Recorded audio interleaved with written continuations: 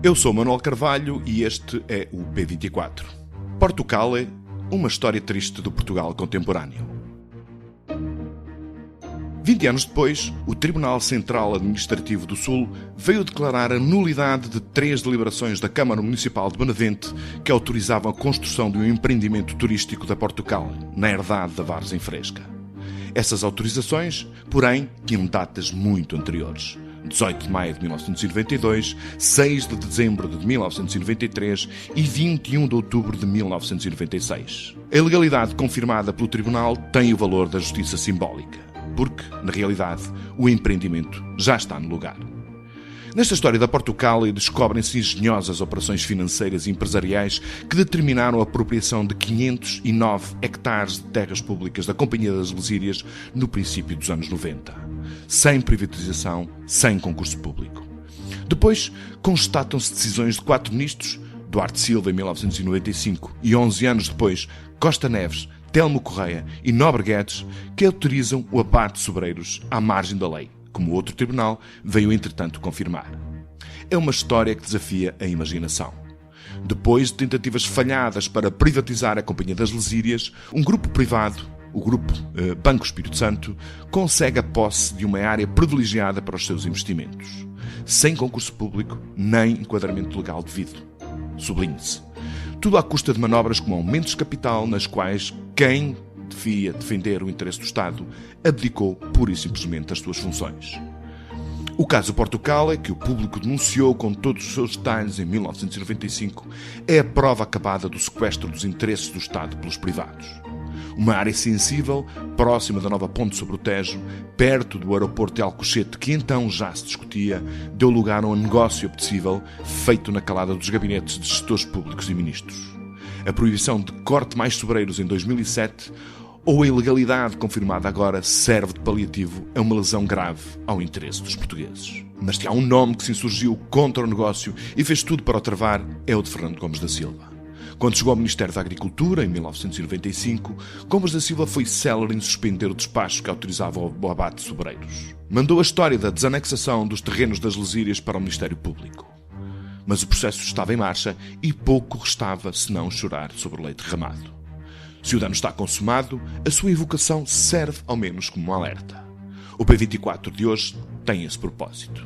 E por isso, nada melhor do que falar com Fernando Gomes da Silva. Agricultor, agrónomo com longa carreira e um dos melhores ministros da agricultura da nossa democracia, para que nos conte a sua experiência neste processo. Hoje é dia de São João, 24 de junho de 2024, e este é o P24. Engenheiro Fernando Gomes da Silva, soubemos agora, 20 anos depois, que o Tribunal Central Administrativo do Sul sentenciou que o projeto turístico da Portugal na herdade da Vargem Fresca é ilegal. O senhor, que como Ministro da Agricultura conseguiu impedir em 1995 o corte de sobreiros, não deve ficar muito admirado com esta decisão. Não fico nada admirado. Acho que é perfeitamente razoável. Claro que em 1995 aquilo que eu fiz foi impedir, por despacho ministerial, o corte de sobreiros, que estava autorizado pelo meu colega anterior, mas que não tinha percorrido o circuito que deveria percorrer, porque não tinha a informação do diretor regional da Agricultura. Portanto, foi um expediente que encontrou para travar o corte de sobreiros. Foi um expediente que encontrei para travar o projeto de autorização. Portanto, estava autorizado o corte dos sobreiros e depois eu invalidei o despacho do ministro, do meu colega, e, portanto, naquela altura, os nossos amigos da Vargem Fresca, da Portugal, ficaram impossibilitados legalmente de cortar os sobreiros. Porque, de qualquer modo, o corte, para além dos aspectos ambientais, tinha sempre que ter a autorização do Ministro do Setor. O que é que o levou a tomar essa iniciativa? Foi apenas a proteção do montado sobre ou havia outras leituras que na altura fez, portanto, que o levaram a decidir tentar travar este empreendimento? Não, foi efetivamente a proteção do montado sobre. Aliás, pelas minhas mãos, depois foi criado um documento legal que impedia o corte de sobreiros, que aliás suponho que está hoje em vigor ainda. Portanto, na altura, aquilo que eu fiz foi impedir administrativamente, vamos dizer assim, legalmente, se quisermos, o corte dos sobreiros pela autoridade que eu tinha, que era a Ministro da Agricultura. Não houve mais nada, não tinha qualquer outra posição, mas, entretanto, o Grupo Espírito Santo, que na altura não gostou, pôs-me em tribunal e eu fui julgado. Fui julgado por proposta do Grupo Espírito Santo, vamos dizer assim. Aliás, em julgamento, em que eu vi pela primeira vez, vi e ouvi pela primeira vez, o Sr. Dr. Juiz dar uma enorme descompostura no advogado da parte contrária, inclusivamente mandando reduzir à sua insignificância, vamos dizer assim, rebatendo-lhe todos os argumentos, e, portanto, eu nem tive que me preocupar muito, nem o meu advogado teve que se preocupar muito. Até porque, enfim, antes desta decisão de suspender o abate de sobreiros, revogando a decisão do anterior ministro, Duarte Silva, tinha havido um negócio estranho, no mínimo, entre o Grupo Espírito Santo e a Companhia das Lesírias, uma companhia do Estado, que conseguiu que, e o grupo, neste negócio, o Grupo Espírito Santo conseguiu que fossem desafetados 509 hectares de terrenos públicos para o avanço de um projeto privado na área do turismo. Enfim, esta questão também se tornou pública nessa altura, não é? Atenção, porque a primeira iniciativa que levou à desafetação dos 500 hectares era a criação de uma empresa de investigação e de utilidade para o setor agrícola. Que era a Portugal. Assim. Aliás, em associação a Portugal, em associação com a Companhia das Lesírias, que aliás tinha uma administração autónoma e que podia, naquela altura, o administrador era... Hermínio Martinho. Exatamente, o Hermínio Martinho, e, portanto, ele fez o negócio, saiu completamente furado à companhia porque eles fizeram ainda corte de sobreiros para fazer a barragem do Valcobrão e com essa barragem secaram a barragem da companhia que ficava a jusante dessa. Portanto, isso saiu completamente trocado à companhia, mas admito que, enfim, nestas coisas há sempre dinheiros envolvidos e posso admitir que houvesse algum dinheiro envolvido aqui. Para todos os efeitos, portanto, foram o domínio público perdeu 509 hectares demontado numa zona sensível, onde já se sabia que ia passar muito perto a nova ponte, a nova travessia sobre o Tejo, já se discutia, portanto, também como possibilidade o aeroporto de Alcochete, e isto, portanto, foi um grande negócio para os privados, no qual, portanto, o interesse público não foi devidamente defendido.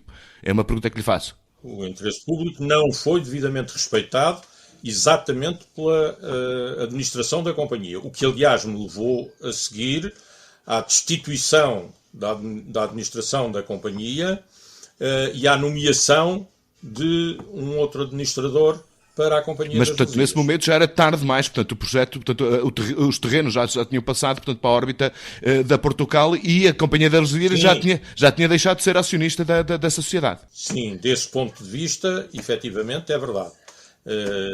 Mas não havia, naquela altura não havia muito mais a fazer, a não ser estas medidas de caráter enfim, impeditivo, se quisermos, relativamente impeditivo, porque, apesar de tudo, a Portugal cortou alguns sobreiros, não cortou todos, mas cortou alguns, efetivamente, e, pelos vistos agora, de acordo com a notícia, cortou também sobreiros para fazer arruamentos do tal empreendimento turístico que não estava no início programado.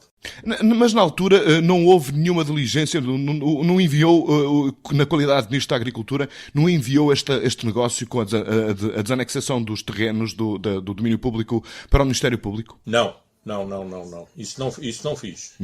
Mas mais tarde, para todos os efeitos, portanto, o Ministério Público abriu um inquérito, portanto, esse negócio. Eu lembro-me disso. Abriu por iniciativa da Quercus, que pôs um processo às entidades envolvidas em Leiria, inclusivamente. Depois transitou para o Sul, que era a zona própria do empreendimento. Na altura falou-se muito de pressões sobre si e sobre o Governo por causa desta sua decisão. Já confirmou, portanto, a existência dessas pressões, nomeadamente através, portanto, de um processo que o Grupo Espírito Santo lhe moveu. Foi um período difícil para si, na qualidade de ministro? Como é que se lida com esse tipo de pressões, com esse tipo de processos? Lida-se de uma maneira geral, ignorando-as, mas foi de facto um período bastante difícil e que tinha intervenções de vários setores, de vários lados e, portanto, e que não era especialmente o Grupo Espírito Santo.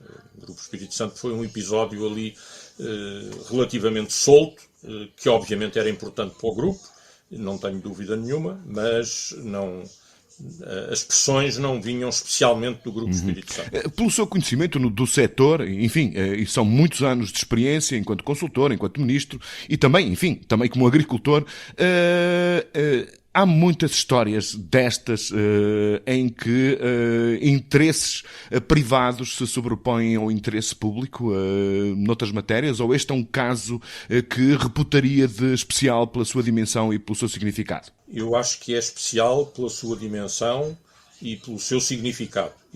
Aliás, não conheço outros casos de alienação pura e simples de terrenos públicos que tenham sucedido, que tenham vindo a acontecer, e, portanto, acho que este é um caso especial, efetivamente, até porque a dimensão dos 500 hectares é já bastante grande e, portanto, justifica que ele seja considerado um caso paradigmático, digamos assim. Na altura, portanto, como ministro, foi também opôs-se veementemente à privatização da Companhia das Lesírias. E, anos antes de chegar ao governo, portanto, logo no princípio da década de 90, este era um assunto bastante debatido e, desde então, portanto, depois da sua decisão,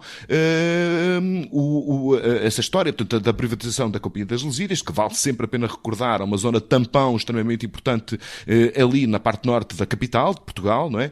Isto nunca mais regressou à agenda. Portanto, na sua opinião, isso continua a fazer sentido que a companhia se mantenha nas mãos, no domínio público, digamos assim? Completamente.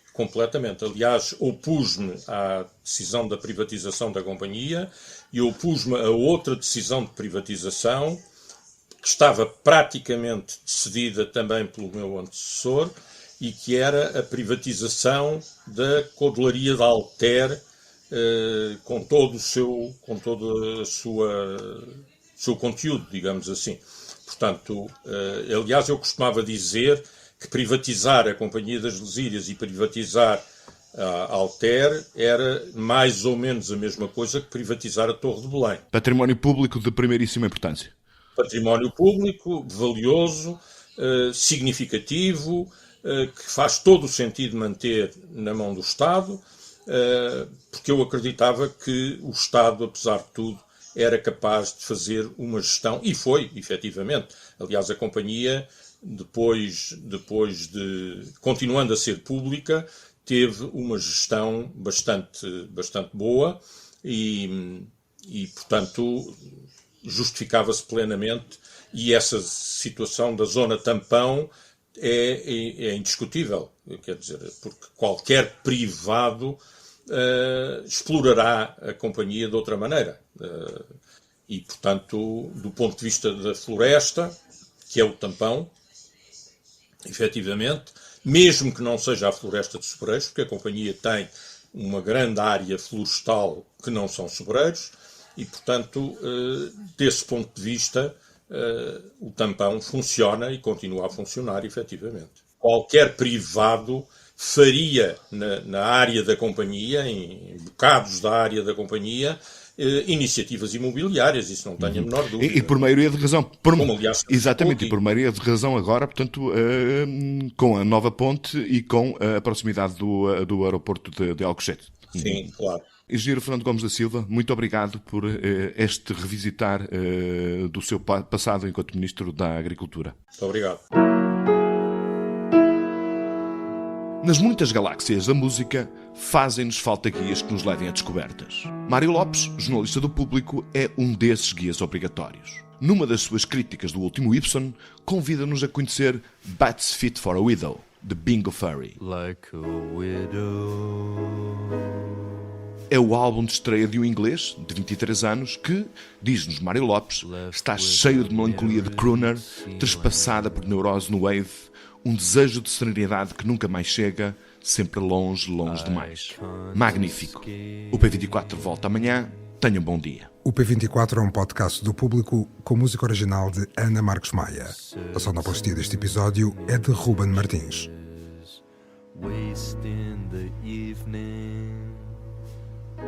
O Público fica no ouvido.